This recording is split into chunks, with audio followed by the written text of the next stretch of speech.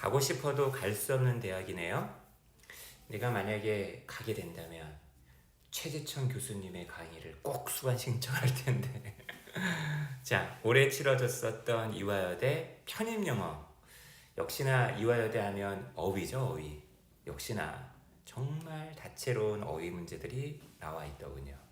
영어를 어휘의 관점에서 접근하고 싶으신 분들은 여기 시험지를 구하셔가지고 꼭 한번 어휘 문제들 한번 풀어보시기를 바라겠고, 저는 어휘보다는 독해에 좀 관심이 많은 사람으로서 독해지문 하나를 읽어보려고 합니다. 하나만, 딱 하나만 읽을 거예요. 혹시 시험지를 이제 구하신 분이라고 한다면 다른 지문들도 한번 읽어보시고 궁금한 거 있으시면 질문해 주세요. 저는 오늘 딱 하나만 읽겠습니다. 아쉽나요? 아쉬워도 어쩔 수 없어요. 딱 하나만 읽을 거예요. 여기 하나의 글이 있는데 좀 숫자가 보이네요. 연도만이 아니라 뭐 IQ도 보이고요. 그죠? 뭐 0.2, 0.4, 0.6, 45 이런 것도 보이는데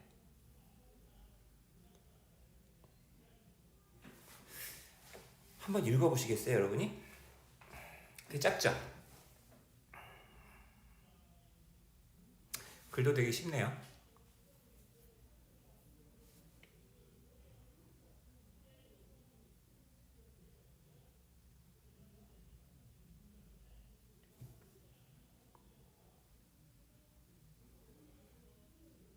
문제는 추론 문제예요. 글을 읽고서 위글에서 이제 추론할 수 없는 거. 그 다음에 독해 지문인데 형용사를 막 쫙 나열한 뭐 이상한 문제도 있네요. 결과적으로 드리는 얘기긴 하지만 저는 되게 궁금한 거죠. 정말 궁금해요. 아니, 문제를 이렇게 낼 거라고 한다면 꼭 이 지문을 골랐어야만 하느냐는 얘기죠, 저는. 하고 많은 지문도 많은데 이 지문을 골랐다라고 한다면, 그러니까 시험에서 독해 지문으로 올라올 수 있는 지문은 한정되어 있잖아요.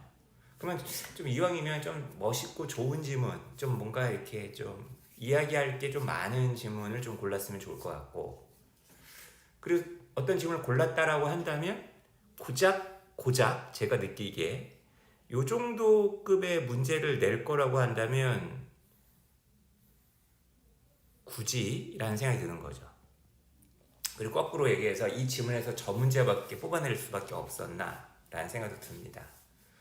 하긴 뭐 제가 출제한 사람은 아니니까 윤재남 너는 얼마나 출제를 잘해서? 라는 반문이 들어올 수 있기 때문에 저도 문제를 잘 못 내는 사람이기 때문에 그냥 글이나 읽겠습니다. 이 글을 심심한데 한번 좀 되게 일상적이고 우리 삶과 맞닿아 있는 얘기잖아요. 그래서 한번 같이 한번 읽어보죠. 어렵지 않아요.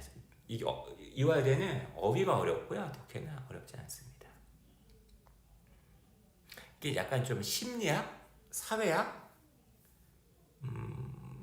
조사, 통계 뭐 이런 거와 관련되다 보니 사회과학적인 방법론과 관련해서 이 지문을 낸 것 같다라는 생각은 해봐요. 근데 이제 이거는 뭐 다른 고등학생들이라든지 뭐 공무원 시험 준비하시는 아니면 다른 대학 준비하시는 분들에게 읽혀봐도 뭐 손색이 없는 그죠? 그런 지문인 것 같습니다. 첫 번째 문장 이해되시나요? 재밌죠? 이런 말. 그죠? opposite은 정말로 attract하지 않는다. 무엇에 있어서? 사랑과 결혼에 있어서. 왜 우리 이런 말 쓰잖아요, 여러분. 서로 상극이다 보니까 끌린다. 그죠? 보통 사랑하는 사람들 가만히 보면은 상극인 경우가 있다. 야, 정말 상극인 사람을 만났네. 이러잖아요. 근데 첫 번째 문장부터 실제로는 그렇지 않다는 거예요. likes attract. 그래서 like가 명사입니다, 여러분. 유유상종. 그죠? 비슷한 사람끼리 끌린다. 이게 이제 이 글의 주제예요. 그죠? 고전적인 어떤 논문들 중에 하나에서 그죠? 1943년에 처음 출간됐는데 발표됐는데 두 명의 사회학자가 1000명의 약혼한 커플을 갖다가 조사했대요. 자, 뭐일 거라고 기대하면서 이럴 거라고 생각을 하면서 이제 조사를 착수한 거예요. 자, 보세요. 엔리스트는 최소잖아요. 어떤 최소 몇 개 특징, 기질이 있을 거야. 그죠? 어떤 상극인 사람들이, 그죠? did indeed attract. 이런 게 바로 동사 강조 아니겠습니까?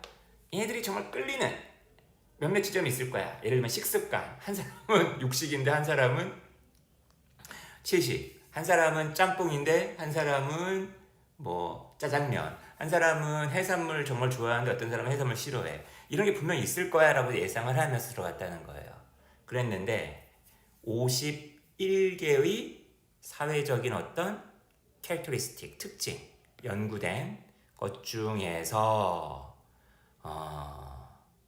every single one, 그 51개 하나에 있어서 상호 관계의 사인이, 서로 연관되는 것의 사인이 플러스였다는 거예요. 포저티브였다는 얘기는 무슨 말이에요? 다 상호 관련이 있다, 유사하더라는 얘기지. 그죠? 그리고 그 51개의 트레이트 중에서 6개를 제외한 전부, 그러면 45개네요. 경우에 그 상호 관계성이 통계학적으로 유의미했다라는 거예요. 한 명이 짜장면 좋아하면 한 명이 최소 삼선 짜장면 좋아하는 거야. 그죠? 머디스트, 극단적이진 않지만, 그죠? 아주 100 이건 아니지만 적당하지만 일관되게 포저티브한 상호관계가 발견되었다. 그죠? 신체적인 트레이트, 다양한 광범위한 신체적인 어떤 트레이트에서도 발견되었다는 얘기는 뒤에 얘가 나와 있잖아요. 키에서부터 눈 색깔에 이르기까지. 다시 말하면 남자가 2m, 여자가 150 그런 경우 없다는 거야. 그죠? 남자가 180, 여자가 175 예를 들면은. 그죠? 그 다음에 눈 색깔도 갈색, 하얀색 아니야. 검정색, 갈색 이 정도. 그죠? 자, 그 다음 husbands and wives. 그죠? 남편과 아내를 이제 포함시키는 많은 상호 관계의 경우에 중에서, 자, 여기 재밌습니다. 가장 높은 상호 관계성을 보이는 것 중에 하나가 바로 IQ였다는 거예요. 이거 좀 민감한 주제 아니야, 그죠? 메이저한 스터디의 대부분의 경우에 남편과 아내 IQ의 상호 관계성이 대략 0.4. 내가 통계학을 잘 몰라가지고 0.4면 굉장히 높은 거 아닙니까? 그런 구역 안에 있었다. 비록 그 에스터메이츠가 최대 낮게는 0.2, 최대 높게는 0.6 요런 에스터메이트가 관찰되었지만, 그러니까 낮은 건 0.2, 높은 건 0.6인데 보통 그 0.4 그 구역 안에 있었다는 거예요. 그러니까 그게 차이가 없었다는 얘기죠. 젠센이라는 사람이 있나 봐요. 그죠? 1970년대 후반에 문헌들에 대한 젠센의 리뷰는 대자로 알아냈다는 거예요. 43. 그죠? 44 spouse correlation, 그 다음에 다양한 실험, cognitive ability. cognitive ability가 이제 인텔리전스 아니야, 지능 아니야, 그죠? 이것에 대한 지능 검사에서 그 상호 관계성의 그 중에서 평균 커릴레이션이 0.45였다. 그죠? 이것은 0.45였다는 얘기는 시블링이 누구야? 형제자매 아니야. 정말 이거는 정말 피부치 아닙니까? 피를 공유하고 있는 거 아니야? 얘네들의 IQ의 전형적인 그런 연관관계보다 연관관계만큼 높았다는 거죠. 와, 남편하고 아내의 연관관계가 형제자매 연관관계만큼 높았다는 얘기는 끼리끼리 만난다는 얘기네.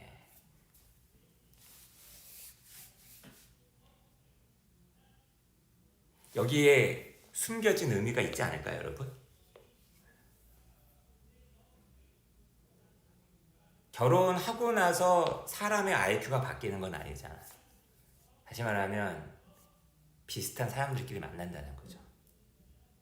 비슷한 사람들끼리. 되게 이제 예를 들면은 IQ가 높은 사람이 IQ가 낮은 사람하고 만날 가능성은 별로 없다는 거죠. 사회학적으로. 잠깐만, 일단 문제나 잠깐 볼까요?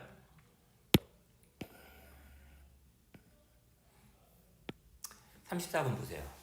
높은 IQ의 여성의 남편도 높은 IQ를 가질 가능성이 있다. 2번, 사회학자들은 인클링, 예상, 생각을 갖고 있었다. 정반대가 서로 끌릴 가능성이 있다라고.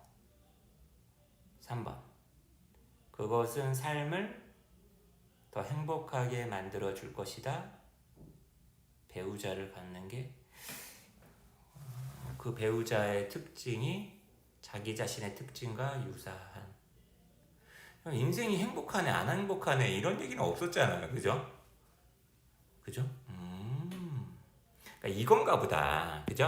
그러니까 아까 예상을 하면서 조사를 들어갔다는 게 이제 단어를 바꿔치기 한 게 요거네. 그 다음에 여기 인생 얘기는, 행복 얘기는 본문에 전혀 언급이 안 된 거기 때문에 여기 되게 주관적이고 감정적인 거잖아요. 이거는 이제 여기서 얻을 수가 없는 거죠. 이렇게 풀면 되는 거구나. 4번은 뭘까? 연구자들은 발견했다. 남자들과 여자들이 많은 측면에서 비슷한 경향이 있다는 거. 이것도 이상하고. IQ에서의 코릴레이션은 0.2에서 0.6에 걸쳐 레인지했다. 남편들과 아내들 사이에. 이것도 다, 이거는 뭐 추론할 수 있는 게 아니라 다 있는 내용이잖아요. 35번. 어떤 종류의 상호관계성, 어떤 기질 성향을 연구자들은 발견했는가? 커플들 사이에서. 본문에 뭐 파이낸셜 돈 얘기는 하나도 나와있지도 않고, 그죠? 아까 그 신체적 얘기도 있었고, 역사적인, 그러니까 저는 이제 이런 문제가 너무 이상하다는 거죠. 이거는 뭐야? 그죠? 동의어고요, 그죠? 인텔렉추얼, 소셜 이게 뭐야? 심리적, 역사적, 교육적? 굳이 따진다면 3번이네. 그죠? 이런 건 말이 안 되니까. 근데 이런 문제를 왜 내는 거죠? 아니요, 이해가 안 돼요. 왜 이런 문제를 내는 건지. 문제 낼 게 없어서 냈나? 여러분 혹시 이런 얘기 들어보신 적 있나요? 사회학자들이 연구를 했는데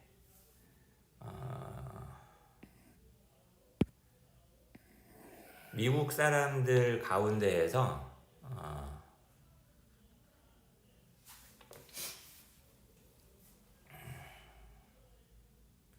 동아시아 출신의 사람들이 백인들보다 IQ가 높다. 그리고 백인들보다 흑인들이 더 낫다. 이거 굉장히 인종주의적인 냄새가 뿜뿜 나오는 얘기 아닌가요? 지금 우리가 함께 읽었던 책이요. 1994년에 나온 그 유명한, 지금 제가 유명하다고 얘기했지만 악명이 높았던 The Bell Curve라는 책의 일부예요. 지능과 계급 구조, 미국 사회의 리처드 J. 하른스테인과 찰스 머레이라는 사람이 쓴 건데, 이 책이 진짜 악명이 높았죠. 여러분 나중에 보면 알겠지만 이 책이 나오자마자 엄청나게 많은 사람들한테 공격을 당합니다. 무지무지하게. 여기 보시면은 너무 웃기죠. 웬만해서는 뭐 대부분 어떤 책을 좋아하냐 할 때 뭐 7, 80% 나오거든요. 90% 나오거나. 근데 보세요. 56%밖에 안 돼요. 사람들이 뭐 평점 테러를 가한 거지. 이 책 마음에 안 든다고. 이거 인종주의적 색깔이 되게 진하다고. 그죠? 그 유명한 스티븐 제이 굴드라는 미국의 생물학자도 막 이 책에 대해서 엄청나게 막 까대기하고. 그러니까 뭔가 이게 건수 하나 잡았다 싶을 정도로 막 공격했던 책입니다. 우파들이 이런 책을 되게 좋아하죠. 전통적인 어떤 기존의 어떤 자기네들의 공동체가 이주민들의 어떤 유입으로 아니면은 좀 열등하다라고 생각하는 어떤 인종들의 어떤 늘어남으로 훼손되고 있다. 우리나라에서도 비슷한 얘기 하시는 분들도 많아요. 그죠? 그런 책이 어떻게 보면 가장 그 시초? 전범이 될 만한 그런 책 중에 하나입니다. 이 책을 왜 이렇게 문제에다 실어놨을까? 저는 정말 궁금합니다만 뭐 알 수가 없죠. 알 수가 없어요. 제가 문제를 낸 사람 아니니까. 우연치 않게 그냥 딱 그 출제자의 책상 위에 저 책에 놓여서 바로 핀 다음에 한번 문제를 낸 것인지, 그지? 대부분 저런 문제들은 교수님이 안 내고 대학원생들이 낼 것 같은데 정말 궁금해집니다. 저는 혹시라도 더 궁금한 사항 있으시면은 다른 그 뭐 궁금한 문제에 대해서 저는 질문해 주시면 좋을 것 같고요. 저는 또 다른 대학도 한번 문제 한번 또 한번 훑어보러 한번 가봐야겠어요.